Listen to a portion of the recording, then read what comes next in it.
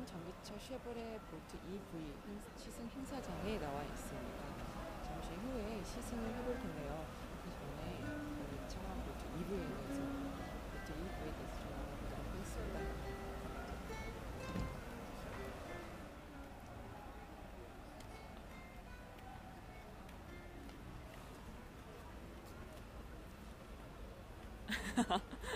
안녕하세요. 모터리언 김성훈입니다. 지금 저는 전기차 쉐보레 볼트 EV 시승 행사에 나와 있습니다. 잠시 후에 시승을 해볼 텐데요. 좀 그 전에 볼트 EV에 대해서 좀 간략하게 알아보도록 하겠습니다. 지금 여기 찍고 계신 편집장님께서 소개해 주시겠습니다. 네, 지금 볼트 EV가 최근 이제 전기차에 대한 관심들이 많이 높아지면서 볼트 EV 등장으로 인해서 지금 사실 상당히 큰 지금 폭발적인 반응을 보이고 있거든요. 왜냐하면 그동안 전기차가 국내에서 한번 충전한 다음에 주행거리가 불과 105, 그거 가지고 무슨 장거리 주행을 할 수 없지 않느냐, 그런 것들이 사실 논란들이 많아서 전기차의 대중화가 사실 안 되고 있었죠. 그랬는데 미국에서 테슬라가 모델 3를 발표를 하면서 대중적인 가격에 주행거리가 300km가 훨씬 넘는 그런 모델을 만들겠다라고 발표를 해버렸거든요. 그러다 보니까 지금 사실 이제 좀 파장이 컸죠. 그리고 이제 드디어 마침내 쉐보레 볼트 EV가 국내에서 이제 판매를 곧 시작을 하려고 하고 있고, 이미 이제 올해 팔려고 했던 그 대수는 이미 판매가 다 예약이 완료된 상태가 되어버렸습니다. 오늘 잠깐 시승을 통해서 과연 이 볼트 EV가 어느 정도의 상품성을 가지고 있는지를 한번 살펴볼 텐데요. 우선 볼트 EV의 디자인부터 잠깐 한번 살펴보죠. 살펴보시면 제 앞모습은 그 볼트 EV 이전에 나왔던 V로 이건 지금 B로 시작하는 볼트잖아요. 근데 V로 시작하는 볼트랑 앞모습은 좀 많이 닮았습니다. 닮긴 했는데 전체적으로 느낌이 어떤 거냐면, V 볼트는 약간 세단에 가까웠는데 이 볼트 EV는 옆에서 보면 좀 약간 미니밴, 그리고 또 요즘 흔히 말하는 MPV, 그죠? 다목적 차량처럼 MPV 스타일로 만들어져 있습니다. 그래서 국내에서 대표적으로 경쟁하게 되는 아이오닉 일렉트릭이랑 비교를 해보면, 아이오닉 일렉트릭은 좀 더 세단에 가까운데 얘는 좀 MPV 스타일이다. 그런 점이 상당히 큰 차이라고 할 수가 있겠죠. 지금 여기 디자인이 크롬이 굉장히 날렵하게 여기까지 굉장히 예쁘게 연결이 잘 되어 있고요. 최근에 이 스타일을 많이 보네요. 날개 위에 사이드미러 올려놓은 이 디자인을 굉장히 많이 보게 되는데, 옆에 보시면 지금 볼트에 여기 이제 번개 표시를 그려놨죠. 그래서 이제 볼트가 나사라는 의미도 있지만 번개라는 의미도 있으니까, 그러다 보니까 지금 번개 표시를 계속 쓰고 있고요. 좀 특이한 게 앞부분에 그릴이 다 막혀 있는데 그릴 하단에 보면 구멍이 좀 뚫려 있어요. 그래서 아이오닉 일렉트릭도 눈으로 보이는 부분은 다 막혀 있고 아랫부분에만 조금 뚫려 있는데, 이 차는 꽤 크게 뚫려 있어서 안에 자세히 보시면 안에 라지에이터가 들어 있거든요. 그래서 이 라지에이터는 그 배터리 팩을 냉각시키는 냉각수를 순환시키고, 또 어쨌거나 안쪽에 있는 파워트레인 냉각을 도와주는 그런 라지에이터고, 여기에서 들어온 공기를 활용해서 실내 순환이라든가 그런 부분들을 위해서 지금 구멍을 뚫어 놨죠. 그동안 우리가 전기차는 앞이 완전히 막혀 있다 라고만 생각해 왔었는데, 볼트는 좀 더 효율성을 위해서 구멍을 뚫어 놓은 거죠. 근데 안에 이제 그릴 셔터가 달려 있대요. 그래서 필요하지 않을 때는 셔터를 막아서 또 공기 저항을 줄여주는 그런 역할도 하겠죠. 지금 충전하는 모습을 보면, 지금 최근에 이제 그동안 현대차는 차대보 방식을 쓰고 있었는데 최근에 콤보 방식으로 통일되는 그런 과정이 있죠. 이게 빼보면 지금 구멍 하나를 가지고 완속 충전과 급속 충전을 요거 하나로 다 할 수 있는 거죠. 그래서 지금 현재 이거는 완속 충전기인데, 완속 충전기는 윗부분에만 이렇게 꽂히는 요게 완속 충전기고, 급속 충전은 이제 전체가 다 꽂히는 그 방식을 쓰면 이제 급속 충전을 할 수 있게 되는 거죠.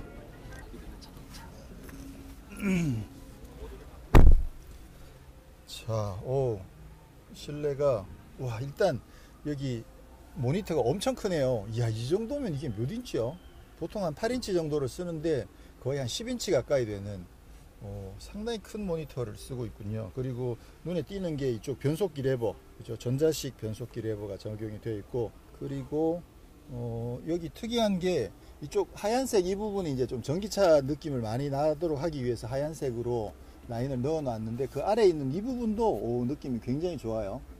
플라스틱인데 좀 약간 패브릭 느낌도 살짝 나고, 안에 패턴도 들어있는 게 상당히 아주 느낌이 상당히 좋네요. 그리고 전체적으로 대시보드 위를 좀 시원시원하게 만들어 놨고, 이 스티어링 휠이나 이런 디자인은 뭐 기존의 쉐보레에서 봤던 거랑 큰 차이가 없어 보이죠. 일단 바닥이 완전 평평합니다. 완전 평평해서 좋고, 이게 MPV 스타일로 제작이 되다 보니까 머리 위가 굉장히 여유가 있어서 와, 근데 실내 공간이 생각보다 넓으네요. 와, 이 무릎 공간 봐봐. 지금 앞에도 그렇구나. 이게 엔진룸 공간을 적게 차지할 수 있으니까, 그러다 보니까 저기 1열의 앞쪽을, 발 앞쪽을 굉장히 깊게 파가지고요. 그래서 앞쪽 공간을 확보하고, 그러다 보니까 시트를 이렇게 놔도 뒷좌석 공간까지 여유가 많이 있군요. 이게 전기차의 또 다른 장점이다, 이렇게 이야기할 수가 있겠죠. 일단 뭐 공간은 굉장히 넉넉합니다. 넉넉하고, 이쪽에 전기는 아낌없이 쓸 수 있도록 이런 그 USB 차징 이런 것들은 여기저기 굉장히 많이 만들어 놓을 수 있죠. 잠깐만. 그다음에 등받이 보면 폴딩은 6대4로 나눠서 각도 조절은 안 되네요. 각도 조절은 각도 조절은 안 되고, 폴딩은 6대4로 나눠서 되고, 그냥 이렇게만 되는. 그렇군요.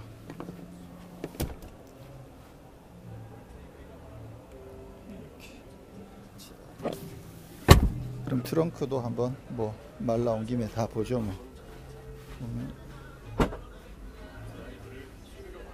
짠. 트렁크는 그렇게 넓진 않습니다. 차 크기가 있으니까 그렇게 넓진 않고, 이렇게 2단으로 나눠서, 지금 이게 스페어 타이어를 완전히 다 빼버렸기 때문에 그 트렁크 공간을 굉장히 넓게 활용할 수가 있죠. 이 밑에 뭐가 있는지 궁금한데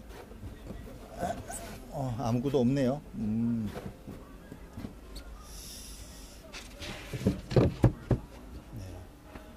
일단 깊이가 충분히 깊어 가지고 많은 것을 넣을 수 있을 것 같긴 해요. 이 앞뒤로 길이가 그렇게 넓진 않은데.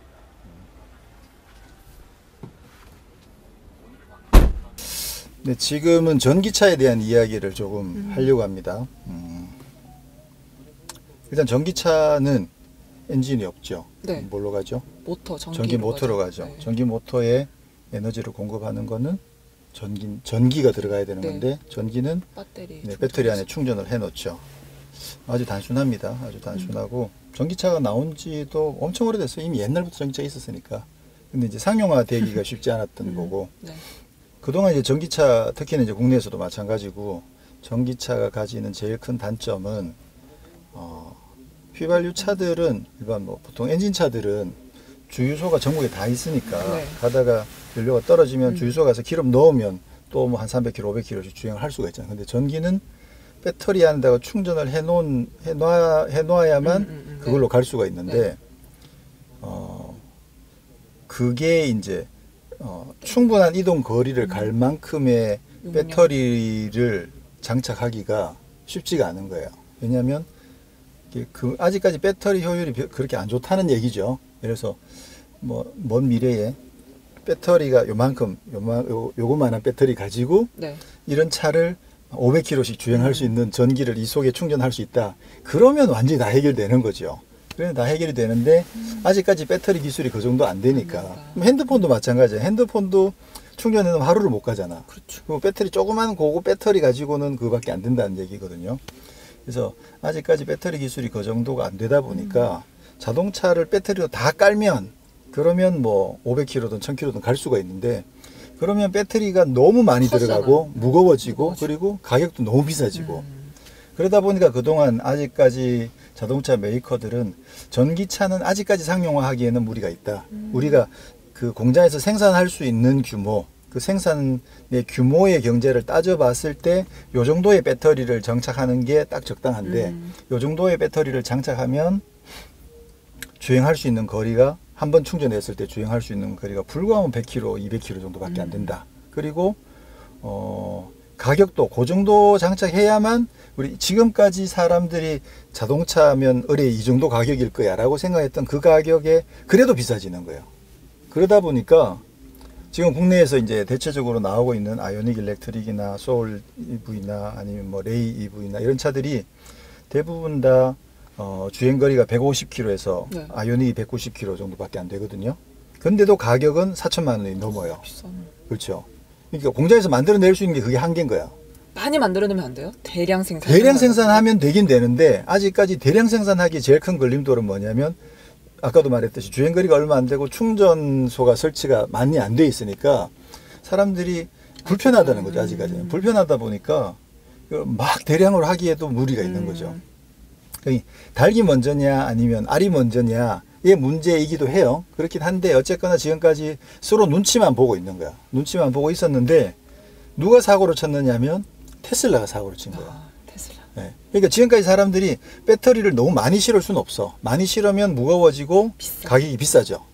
그러니까 우리는 요만큼만 해서 주행거리 뭐 150km 나오는 거 살 사람은 사. 이렇게 이야기했는데 테슬라가 왜 안 돼? 그러고는 그 대형 세단 바닥에다가 배터리 다 깔아버린 거야. 그냥 다 깔아버리고 가격을 7천만 원, 8천만 원, 9천만 원 매긴 거지. 그 정도 가격이면 배터리 깔아도 되는 거야. 그리고 그렇게 깔아버리니까 주행거리가 400km씩 나오는 거예요. 사람들이 그 사실 생각만 바꾸면 되거든. 그렇죠. 굳이 3천만 원, 4천만 원짜리 차를 만들 게 아니라 처음부터 1억짜리 차를 만들겠다고 생각하고 그렇죠. 테슬라가 그렇게 해버리니까 이건 뭐지? 그때까지만 해도 사람들이 그래도 저건 너무 비싼 차니까 저건 뭐 상품성이 별로 없을 거야. 그러고 있었는데 테슬라가 이제는 그 모델 S 그죠? 거의 1억에 가까운 그 차를 만들어 가지고 주행거리도 한 막 400km, 500km 되고 그러면서 가격을 비싸게 팔던 그 차만 만들다가 어느 날 발표를 딱 한 거죠. 우리 3천만 원 후반에 주행거리가 300km 넘어가고 그러면서 자율주행 기능까지 있는 차를 우리는 만들어서 팔겠다. 이야. 선언을 해버린 거죠. 물론 그게 이제 누군가는 뭐 뻥이다. 아직까지 공수표다. 네. 결국은 이제 차가 나와 봐야 안다. 그렇게 좀 비관적으로 보는 분들도 있지만 어쨌거나 그 로드맵 상으로 봤을 때는 가능성이 충분히 있는 거거든요. 네네네. 전 세계에서 폭발적으로 막 사람들이 다 예약하고 난리가 났죠. 그러다 보니까 이제 기존의 그 양산차 메이커들 입장에서 이제 충격을 딱 먹은 거예요. 이거 자기네 네. 영역까지 온 거잖아요. 그러니까 사실 이게 자기들도 할 수 있는 거였거든. 자기들도 마음만 먹으면 할 수 있는 거였는데 그 패러다임을 바꾸기 싫어서 버티고 있었는데 테슬라가 해버린 거죠. 저질러 버린 거죠. 그래서 지금 국내에서 그나마 아이오닉 일렉트릭이 주행거리가 지금 191km거든요. 주행할 수 있는 한 번 충전했을 때 주행할 수 있는 191km인데 실제로 시내 타면 뭐 200km 훨씬 넘게 탈 수 있어요. 그것만 해도 상당히 많이 발전된 거고 사실 그것도 테슬라 모델 3의 충격에 의해서 그나마 그만큼 올린 거거든요.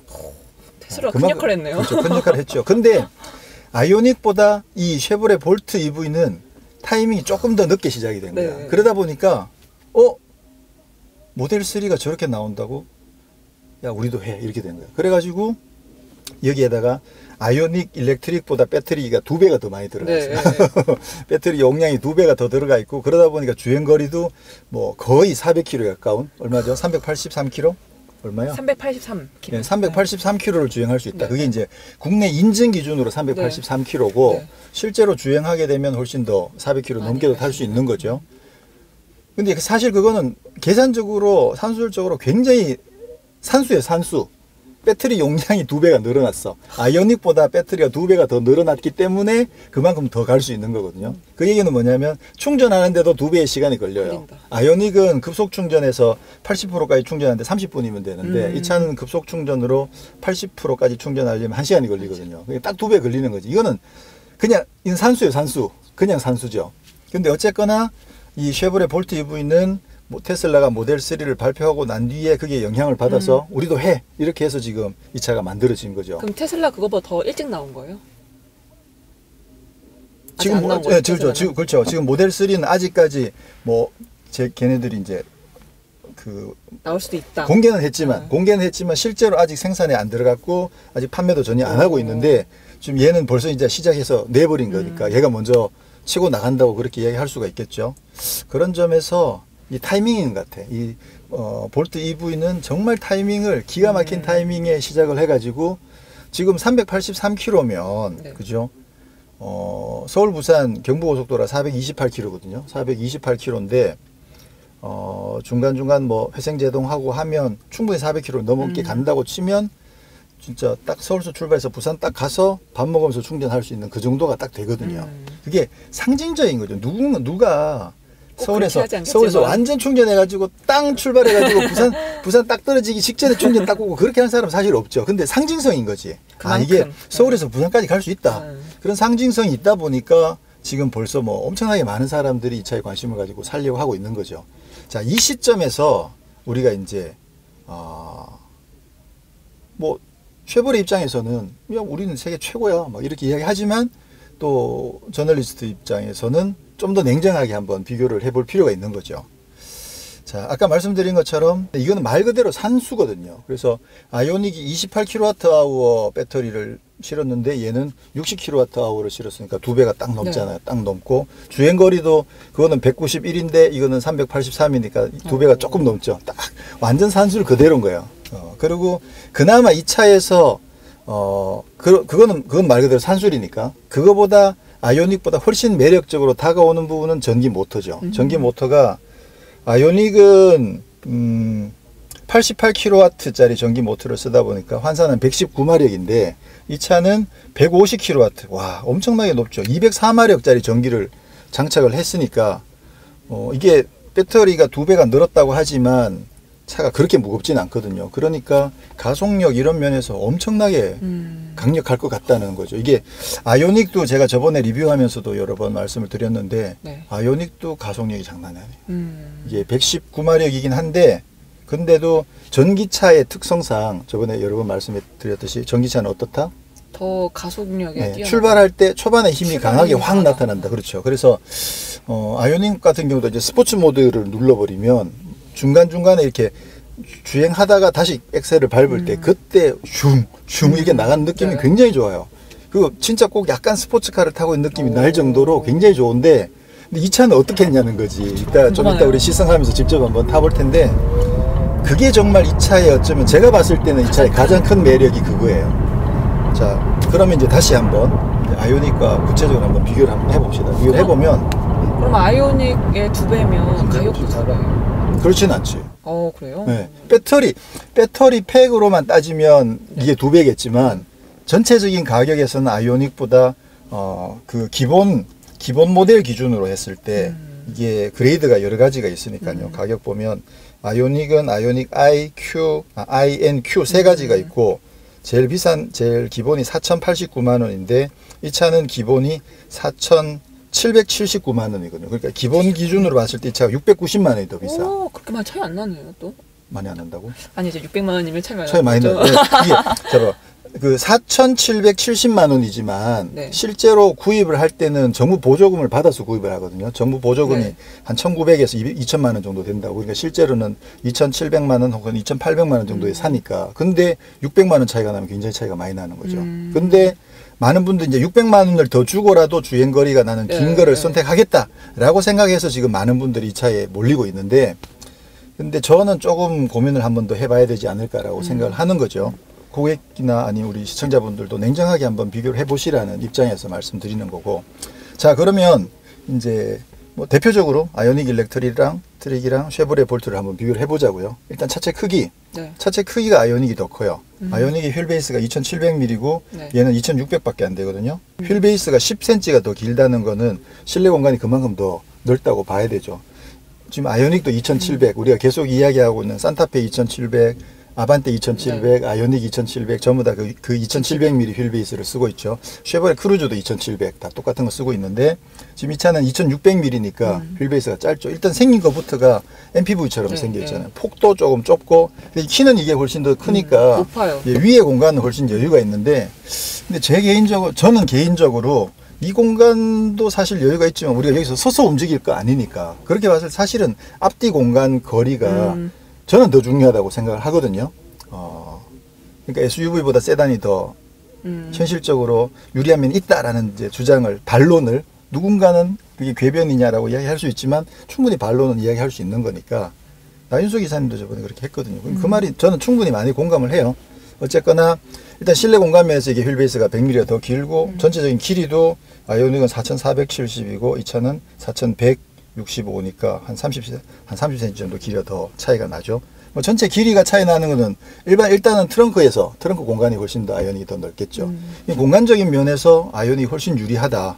그죠? 그 다음에 주행거리는 아까 이야기했듯이 아이오닉은 200km 정도밖에 안 되고 이거는 거의 400km 정도 된다. 그러면 평상시에 우리가 여기에서 생각해야 되는 게 뭐냐면 내 라이프 스타일이에요.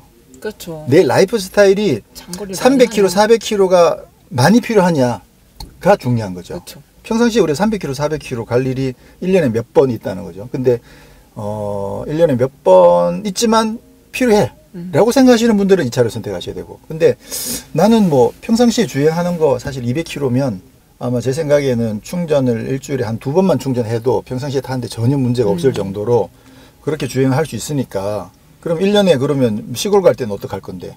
그게 이제 문제지. 시골 갈 때 렌트카를 쓸 거냐 아니면 대중교통을 이용할 거냐, 그 문제 때문에 이제 많은 분들이 걱정을 하시는데, 예를 들어서 차가 집에 2대다. 평상시에는 이걸 타고 가족이 운영하는 뭐 아내 차가 있거나 SUV가 한 대 있거나 그러면 이제 또 완전 해결이 되는 거죠. 그러니까 그런 경우까지 감안하면 라이프 스타일에 맞춰서 주행 거리는 생각할 필요가 있고, 그 다음에 성능 문제. 성능은 아까도 말씀드렸듯이 사실 아이오닉도 정말 스포티한데 이 차는 거의 제가 봤을 때 스포츠카 뺨치는 성능을 낼 수 있으니까 이 차를 어떤 용도로 쓸 거냐. 정말 근데 사실 뭐 송은 씨만 하더라도 맨날 막 스포츠카를 모으는 스타일은 아니잖아. 그러면 사실 이거는 좀 넘치는 힘이거든요. 뭐 넘쳐서 나쁠 건 없는데, 근데 그게 600만 원을 더 주고 넘치는 거면 고민을 해야 되는 거지. 실내 공간이 더 좁은 상태에서 넘치는 건 고민을 해야 된다는 거죠. 그죠?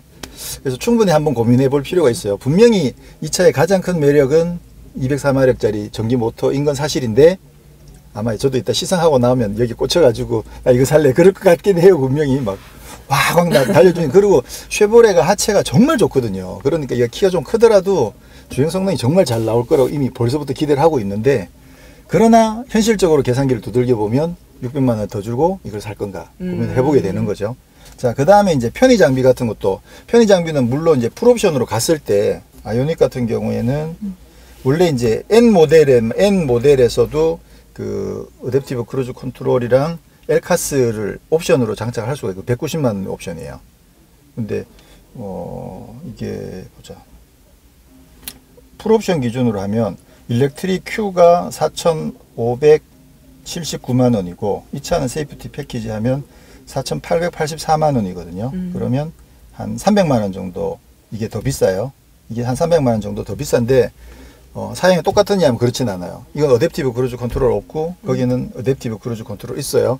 그 다음에 아이오닉 일렉트릭은 엘카스라고 해서 차선 중앙으로 따라서 주행하는 기능이 있고, 얘는 중앙으로 가는 건 없고 벌써 날려고 하면 안으로 밀어 넣어주는 레인 키핑 어시스트만 있는 거죠. 그리고 통풍 시트 없어요. 걔는 통풍 시트 있고. 그런 관점으로 보면 갭이 좀 많이 난다고 볼 수도 있죠.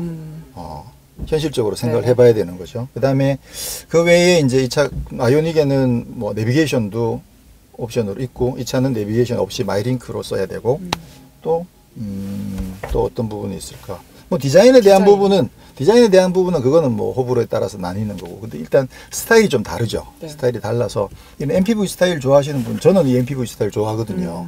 그러니까 뭐 스타일은 저도 마음에 들어요. 마음에 드는데 지금까지 이야기한 것들을 종합해 볼 때 결국은 라이프 스타일과 또 자기가 선호하는 그 포인트가 뭐냐, 그거에 따라서 충분히 고민해 볼 수 있는 그런 게 되겠죠. 근데 아마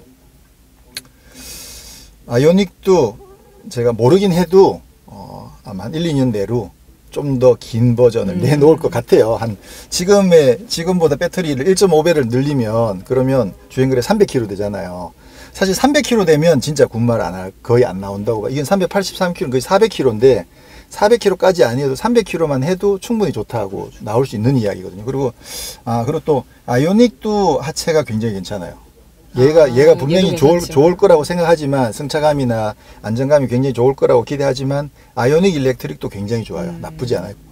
타봐야지 알겠네요. 일단 비교가 되죠. 네. 어느 정도 정리가 다 됐죠. 네네. 그래서 일단 주행거리만 보고 선택할 건 아니다 아직은. 그리고 이제 어차피 그 충전이라는 게 거의 대부분 가정에서 충전해서 일상적인 용도로 쓴다면 그렇게 봤을 때는 뭐 아이오닉도 집에 충전 시설을 설치한다는 가정하에 충전 설비 그것도 정부 보조금을 받아서 설치할 수 있거든요. 그러니까 내 돈 드는 게 아니니까.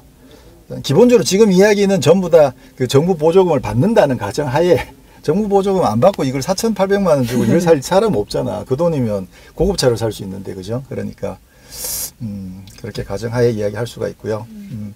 자, 일단 여기까지 하고 좀 더 이제 효율성 뭐 그런 이야기들은 실제로 주행하면서 좀 더 살펴보도록 하겠습니다. 혹시 네. 궁금한 거 있어요?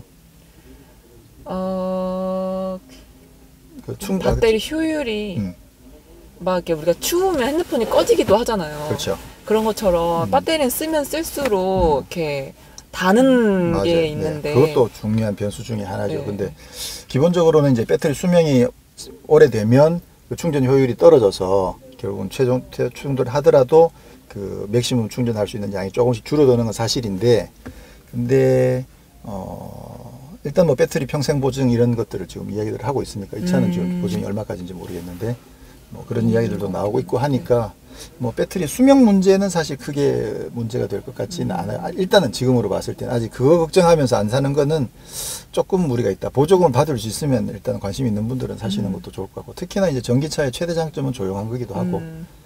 그리고 이걸 집에서 충전을 하면 네네.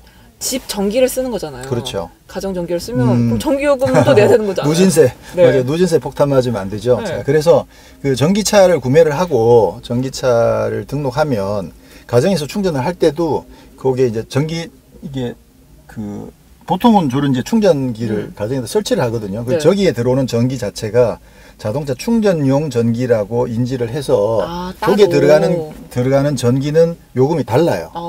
그래서 전기가 다른 게 아니고 요금이 다른 거죠. 그래서 기본적으로 자동차 충전용은 일반 가정용보다 조금 싸고요. 그리고 저것도 이제 심야 시간대랑 또 낮 시간대랑 또 다르거든요. 그래서 심야에 충전하면 훨씬 더 싸니까 충전 이런 건 또 예약이 되니까 꽂아놓고 딱 12시 되면 그때부터 충전해. 그럼 지가 알아서 그렇게 충전할 수 있으니까 일단 가정에 충전 설비가 있다는 전제하에서 전기요금은 그렇게 걱정하지 않아도 되고, 누진세 적용도 안 되고, 그리고 일반 가정에서 예를 들어서 일반 콘센트를 쓸 때도 그때도 일반 콘센트도 그 전기차 충전용으로 이렇게 그 계산이 되게끔 할 수 있거든요. 그렇게 하면 그냥 집에다가 220V 꽂아서 충전하더라도 이건 전기차용으로 따로 계산을 하니까 그러면 뭐 전기요금 폭탄 맞는 그런 일은 없죠. 자, 그럼 한번 시승을 해보죠. 네.